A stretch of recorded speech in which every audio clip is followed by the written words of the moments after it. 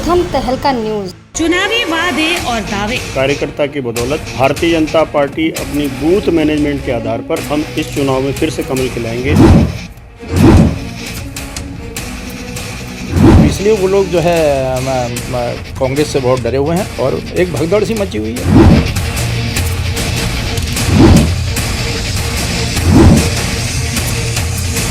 कोई नहीं है किसी से कम। कांग्रेस बहुत बड़ा संगठन है, हमारे पास कार्यकर्ताओं की एक बहुत बड़ी फौज है। भाजपा कार्यकर्ता की टोली बूथ पर एक नहीं, ये 10-10 टोलियां भी हम निकाल सकते हैं, इतनी आज भाजपा के पास कार्यकर्ता टोली है।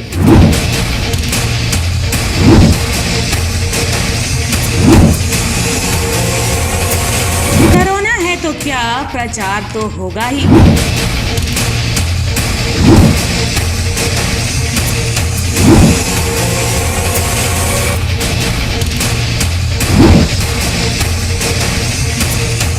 उत्तराखंड में विधानसभा चुनाव तैयारियां जोरों से शुरू हो गई है। इंतजार तो अब बस केवल प्रत्याशियों के नामों के ऐलान का है। इस बार का चुनाव प्रचार वर्चुअल तरीके से होना है। अगर डोर टू डोर कैंपेनिंग की भी जाए तो भी 5-5 लोगों की टोलियां बनाकर ही की जाएगी। लिहाजा इस बार हर राजनीतिक दल को ज्यादा से ज्यादा कार्यकर्ता जुटाने की चुनौती का सामना करना होगा। बात अगर भाजपा की करे तो उनका दावा है कि वे प्रदेश लेवल से लेकर बूथ लेवल तक मजबूत पार्टी कार्यकर्ताओं के साथ तैयार है। भाजपा के प्रदेश महामंत्री सुरेश भट्ट की अगर माने तो बीजेपी बूथ मैनेजमेंट के आधार पर 2022 के विधानसभा चुनाव में अपना परचम जरूर लहराएगी। कोविड के कारण छोटी छोटी सभाएं या जनसंपर्क के कार्यक्रम होना है, बड़ी सभाएं नहीं होंगी। अभी हालांकि 15 तारीख को फिर से चुनाव आयोग नई गाइडलाइंस जारी करने वाला है, लेकिन तो भी हम भारतीय जनता पार्टी यहाँ तक पहुँची है कार्यकर्ताओं की बदौलत। और भारतीय जनता पार्टी ये कार्यकर्ता आधारित कैडर बेस पार्टी है। हमारा कैडर है, हर बूथ पर कैडर है और बूथ के नीचे भी पन्ना तक और पन्ने की टोली तक भी हमने काम किया है। और हमारा सारा कैडर आज एक्टिव है।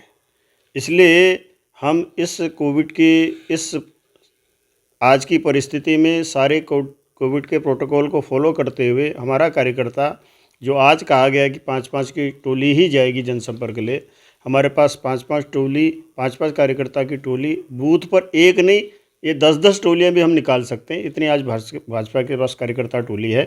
और मैं पूर्ण विश्वास के साथ कह सकता हूं कि हम कार्यकर्ता की बदौलत भारतीय जनता पार्टी अपनी बूथ मैनेजमेंट के आधार पर हम इस चुनाव में फिर से कमल खिलाएंगे, भाजपा की सरकार बनाएंगे। इसके अलावा सर, जबकि कांग्रेस का दावा है कि उसके पास कार्यकर्ताओं की फौज खड़ी है और उन्होंने इस बार हर बूथ का गठन कर लिया है, जिससे कि कार्यकर्ताओं की कमी कांग्रेस पार्टी को नहीं होने वाली। कांग्रेस का यह दावा है कि जनता कांग्रेस की कार्यकर्ता बनने को तैयार है और वे कांग्रेस के संदेश को लेकर आम जनता के बीच में जाने को तैयार बैठी है।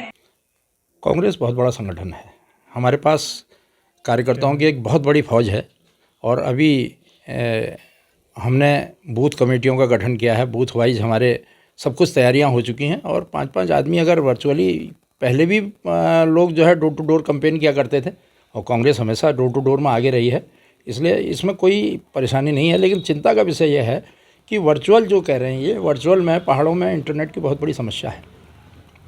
ये किस तरीके से हम इसको कर पाएंगे, इस कैंपेन को, ये सरकार के लिए एक सोचने का विषय है। इस पर सरकार को ध्यान देना चाहिए क्योंकि इंटरनेट उत्तराखंड में हर जगह संभव नहीं है।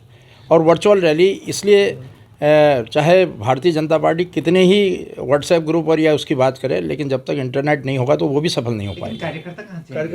कार्यकर्ता की बहुत बड़ी फौज है। मैं आपसे कह तो रहा हूँ कि कांग्रेस एक बहुत बड़ी पार्टी है। हाँ, ठीक है कि बीच में हमारे कार्यकर्ता नहीं दिखे, लोगों में बरगला करके जनता हमारी कार्यकर्ता बनने को तैयार है। इस बार जनता जाएगी प्रचार लेके, कांग्रेस के हाथ का पंजा लेकर के जनता के बीच में। बिल्कुल पॉजिटिव माहौल है। आप देखिए सारा जो भगदड़ मची हुई है भारतीय जनता पार्टी के अंदर में, उसके नेता चिंतित हैं। मुख्यमंत्री को ये साबित करना पड़ रहा है कि मैं कहाँ से चुनाव लड़ूंगा, वो अपने जनता से पूछना, क्योंकि वो सब आशंकित हैं कि कहीं मुख्यमंत्री ना हार जाए चुनाव।